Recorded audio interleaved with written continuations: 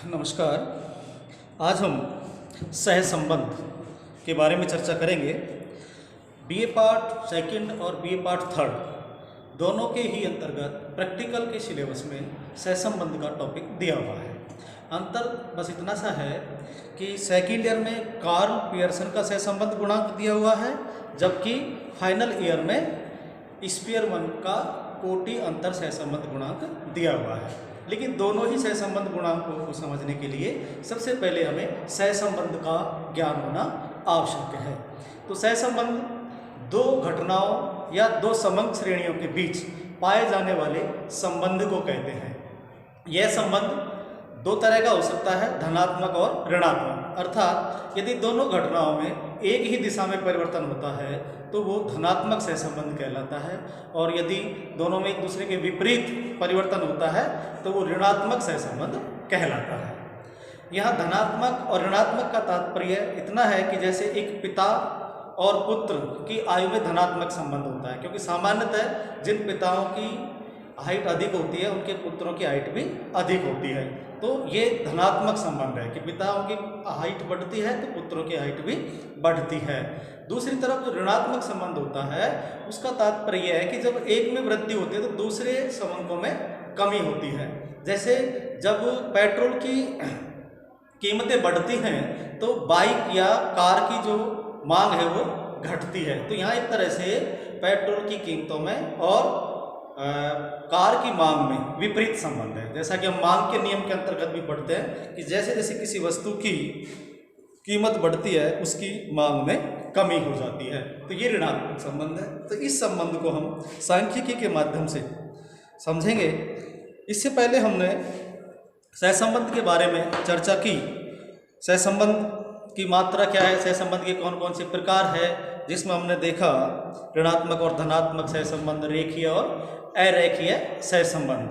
फिर सहसंबंध की मात्रा के बारे में हम पढ़ते हैं तो उसमें आंशिक सहसंबंध और उच्च सहसंबंध या सहसंबंध की नगण्यता अर्थात अनुपस्थिति, कोई सहसंबंध नहीं हो, मध्यम सहसंबंध, निम्न सहसंबंध, जिसमें हमने देखा कि 0.75 से अधिक का जो संबंध है, सहसंबंध गुणांक है, वो दोनों समंक श्रेणियों के उच्च सहसंबंध को दर्शाता है। 0.25 से 0.75 तक यदि सहसंबंध गुणांक आता है तो वो मध्यम श्रेणी के सहसंबंध को दर्शाता है, और यदि 0.25 से भी कम सहसंबंध आता है तो वो निम्न श्रेणी का सहसंबंध माना जाता है। इस प्रकार से हम सहसंबंध की गणना करके दो समंक श्रेणियों के बीच धनात्मक या ऋणात्मक सहसंबंध को ज्ञात कर सकते हैं कि एक श्रेणी का या एक घटना का दूसरी घटना पर कितना प्रभाव पड़ता है, यही सहसंबंध कहलाता है। अब आज हम कार्ल पियर्सन के सहसंबंध गुणांक की चर्चा करेंगे। तो सबसे पहले हम ये देखेंगे कि कार्ल पियर्सन का जो सहसंबंध गुणांक है उसको ज्ञात करने की क्या विधि है, उसके क्या लक्षण हैं। तो कार्ल पियर्सन का जो सहसंबंध गुणांक है वह 19वीं शताब्दी में कार्ल पियर्सन द्वारा दिया गया, और ये एक प्राणी शास्त्री थे जिन्होंने प्राणी शास्त्र में सहसंबंध का उपयोग किया। यह रीति सर्वोत्तम मानी जाती है क्योंकि इससे सहसंबंधों की दिशा और परिणाम दोनों का ही संतोषजनक आकलन किया जा सकता है। इस प्रकार से कार्ल पियर्सन का सहसंबंध गुणांक एक श्रेष्ठ गुणांक माना जाता है। इसके जो प्रमुख लक्षण हैं उस वजह से हमने बात की कि इससे सहसंबंध की दिशा का ज्ञान हो जाता है। कार्ल पियर्सन का सहसंबंध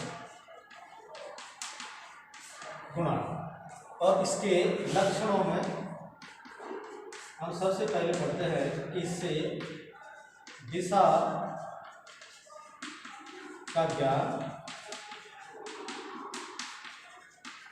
हो जाता है। दिशा के ज्ञान से तात्पर्य यहाँ यह है कि दो समंक श्रेणियों में धनात्मक संबंध है या ऋणात्मक, अर्थात एक में वृद्धि से दूसरी में वृद्धि होती है या एक में वृद्धि से दूसरी में कमी होती है। तो यही धनात्मक और ऋणात्मक सहसंबंध जो है वही दिशा का ज्ञान है कि एक के बढ़ने से दूसरी बढ़ती है या घटती है, किस दिशा में परिवर्तन होता है।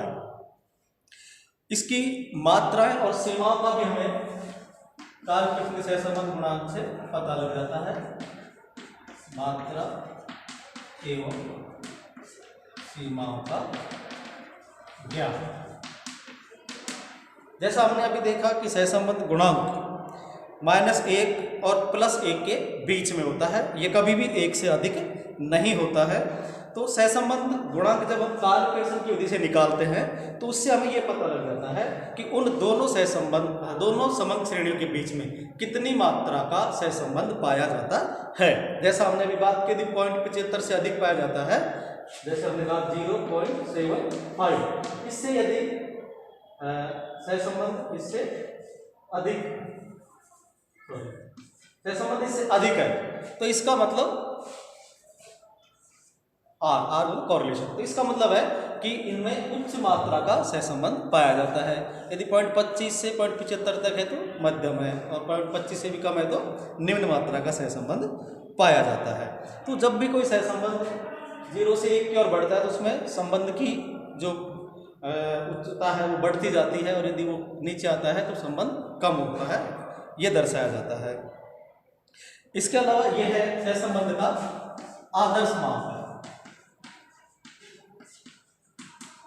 आदर्श माप से तात्पर्य यह है कि यहाँ गुणांक सहसंबंध का आदर्श माप है, क्योंकि यह समांतर माध्य और प्रमाप विचलन पर आधारित होता है, जो अधिक बीज गणितीय गुणों के कारण उच्चतर सांख्यिकीय रीतियों के लिए सर्वोपयुक्त माना जाता है, सर्वोपयुक्त माप माना जाता है। क्योंकि जब हम कार्ल पियर्सन के सहसंबंध गुणांक की गणना करेंगे तो हम उसको देखेंगे, समांतर माध्य निकालेंगे, समांतर माध्य निकालने के बाद प्रमाप विचलन निकालेंगे, और दोनों श्रेणियों के प्रमाप विचलन के आधार पर ही हम सहसंबंध ज्ञात करेंगे। तो यह एक आदर्श माप है। और नेक्स्ट है सह विचरण की मात्रा। इससे हमें दोनों श्रेणियों के बीच सह विचरण की मात्रा का ज्ञान भी हमें कार्ल पियर्सन के सहसंबंध गुणांक द्वारा हो जाता है। क्योंकि x और y दोनों समंग श्रेणियों का हम अलग अलग समांतर माध्य निकालेंगे, उस समांतर माध्य से उस श्रेणी के मूल्यों का अंतर निकालेंगे, और फिर दोनों के अंतर को गुणा करके हम, जिसमें हम dx dy कहेंगे, यह सहविचरण की मात्रा को भी इसमें दर्शाया जाता है। तो इस प्रकार से कार्ल पियर्सन का सहसंबंध गुणांक सहसंबंध का एक श्रेष्ठ और सर्वोपयुक्त गुणांक माना जाता है। अब हम इसमें यह देखेंगे कि सहसंबंध गुणांक कैसे ज्ञात करते हैं। तो सहविचरण की जो मात्रा है उसमें हम ये निकालेंगे सहविचरण, सह का मतलब दोनों का मिला जुला। सहविचरण में हम देखेंगे इसके अंतर्गत हम सिग्मा dx dy बटे n समंकों की संख्या के आधार पर हम दोनों श्रेणियों के समांतर माध्य से अंतर निकालकर उन दोनों श्रेणियों के अंतर को आपस में गुणा करेंगे और उसके योग में n का भाग दे देंगे। इस प्रकार से हमें सहविचरण गुणांक भी ज्ञात किया जा सकता है। तो इस प्रकार से सहसंबंध गुणांक वास्तव में सहविचरण का माप का ही गुणांक है। इस प्रकार सहसंबंध गुणांक सहविचरण की मात्रा को भी स्पष्टतः व्यक्त करता है। तो ये सहसंबंध गुणांक का जो कार्ल पियर्सन की विधि है उसके लक्षण हैं।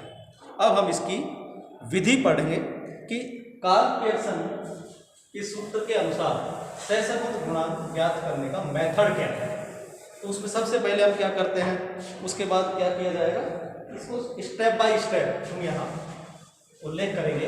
तो सबसे पहले हमें जो दो श्रेणियाँ दी हुई होती हैं x और y, उन दोनों श्रेणियों का हमें अलग अलग समांतर माध्य ज्ञात करना होता है।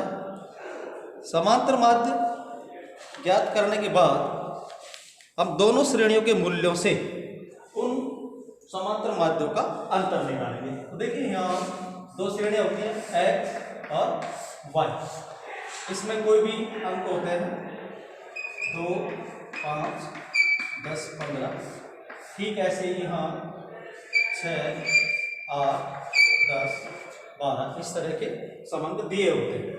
तो जब भी हम कार्ल पियर्सन के सहसंबंध गुणांक का आकलन करेंगे तो सबसे पहले इन दोनों श्रेणियों का अलग अलग समांतर माध्य किया जाएगा, याद किया जाएगा। x श्रेणी का समांतर माध्य x बार, y श्रेणी का समांतर माध्य y बार। इस प्रकार से हम दोनों को ज्ञात करेंगे। इन दोनों को ज्ञात करने के बाद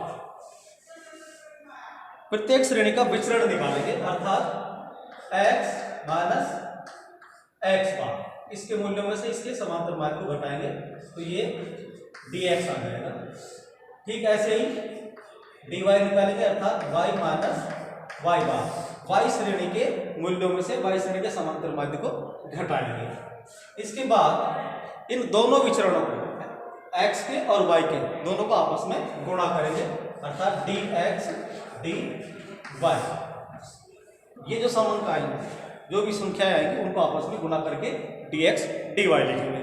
और इसको करने के बाद में फिर हम इनका वर्ग करेंगे, जैसे dx का स्क्वायर, इधर dy का स्क्वायर, अर्थात इस श्रेणी में जो मूल्य आएगा उसको उसी से गुणा करेंगे तो dx स्क्वायर हो जाएगा। इसके मूल्य को उसी से गुणा करेंगे तो ये dy का स्क्वायर हो जाएगा।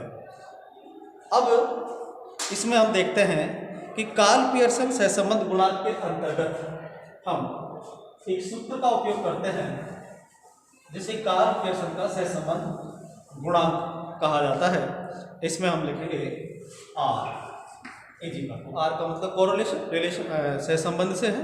इसका सूत्र है सिग्मा dx dy बटे n, और इस सब का बटा परिमाप विचलन x और परिमाप विचलन y, अर्थात x और y दोनों श्रेणियों का परिमाप विचलन भी ज्ञात किया जाएगा, और परिमाप विचलन ज्ञात करके दोनों श्रेणियों के परिमाप विचलनों को भाग देकर उसके सह विचलन में उसको भाग दे दिया जाएगा, और इस प्रकार से हम समांतर माध्य की गणना कर सकते हैं। इससे पहले जब हमने परिमाप विचलन के बारे में चर्चा की तो परिमाप विचलन का जो सूत्र है वो होता है, जैसे x श्रेणी का परिमाप विचलन हम ज्ञात करेंगे तो इसका सूत्र होगा सिग्मा x बराबर सिग्मा dx का स्क्वायर अपॉन n का अंडर। ठीक ऐसे ही परिमाप विचलन y, इसका सूत्र होगा सिग्मा dy का स्क्वायर अपॉन n और इन सब का अंडर। इस तरह से या तो हम अलग अलग पहले दोनों श्रेणियों का परिमाप विचलन ज्ञात करेंगे, परिमाप विचलन ज्ञात करके और उसका भाग देंगे sigma dx dy upon n में। तो हमने समांतर माध्य निकाला दोनों श्रेणियों का, दोनों श्रेणियों का समांतर माध्य निकालने के बाद उनका दोनों का अलग अलग अपने मूल्यों से अंतर निकाला, उन अंतरों को गुणा कर दिया dx dy हो गया, फिर सिग्मा dx का स्क्वायर कर दिया, इधर dy का स्क्वायर कर दिया। अब इन सब के योग से जब हम यहाँ योग करके देख रहे, इसका स्क्वायर सिग्मा dx, यहाँ सिग्मा dy, जब इनका टोटल करेंगे यहाँ सिग्मा dx dy, यहाँ सिग्मा dx का स्क्वायर और यहाँ सिग्मा dy का स्क्वायर। इस तरह से ये सारे समांक हमें प्राप्त हो जाएंगे। सिग्मा dx dy ये मिल जाएगा, n हमें यहाँ जो नंबर आएंगे इसके वो n होगा, जैसे यहाँ पे 1 2 3 4 n जितने भी हो सकते हैं 10 20 50 जो भी होगी वो n होगा। तो हम ये आ गया। अब हमें परिमाप विचलन x का निकालना है तो उसके लिए हमें चाहिए सिग्मा dx स्क्वायर, जो dx के स्क्वायर का योग करने से हमें ज्ञात हो जाएगा। n हमारे पास दिया हुआ है।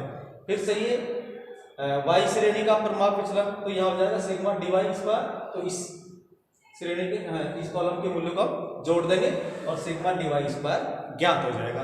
और इस प्रकार से इन सब को इस सूत्र में हम रख देंगे।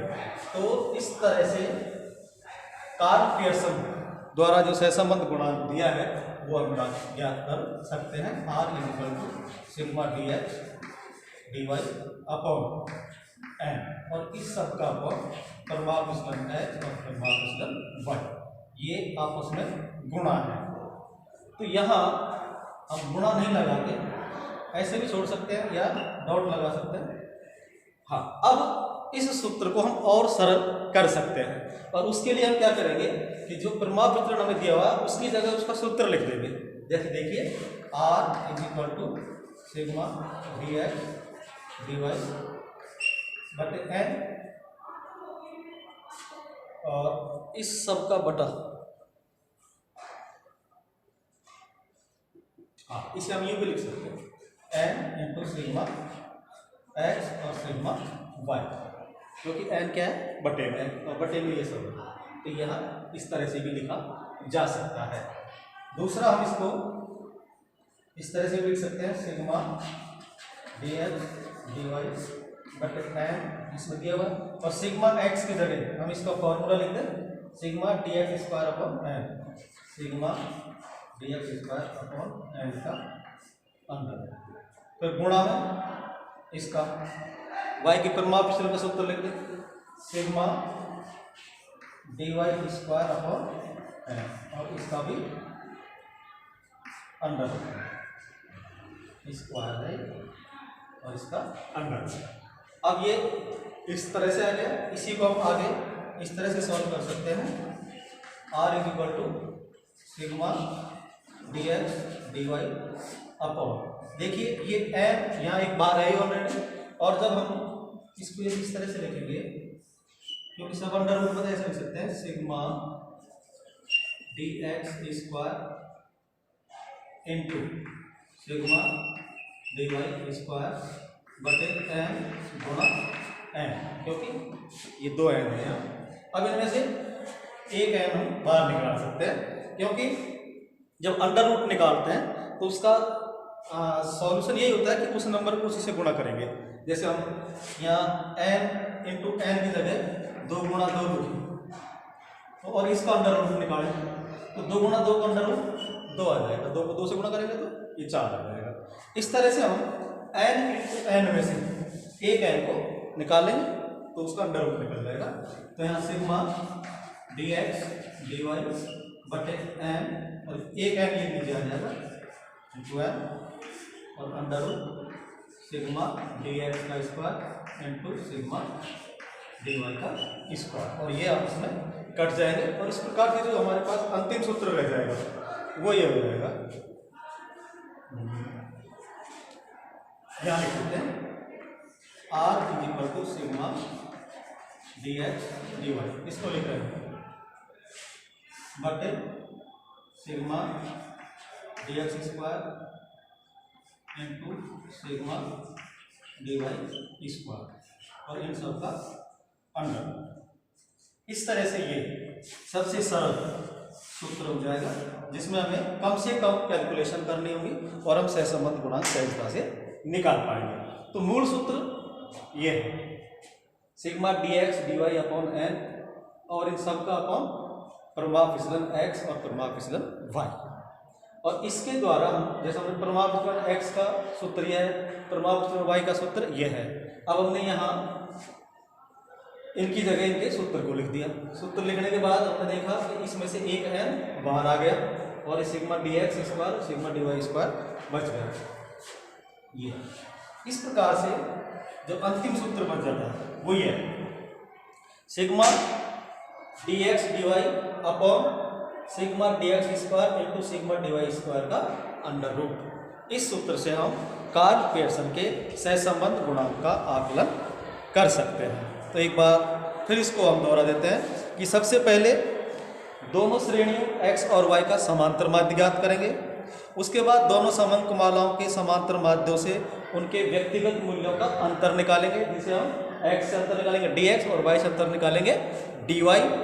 उसके बाद दोनों श्रेणियों के परस्पर संबंधित विचलनों, जिसे हम dx और dy करें, ये विचलन है, अंतर है दोनों का उसके मूल्यों से, इन विचलनों को गुणा कर देंगे और सिग्मा dx dy आ जाएगा, जिसे हम सहविचलन कहेंगे।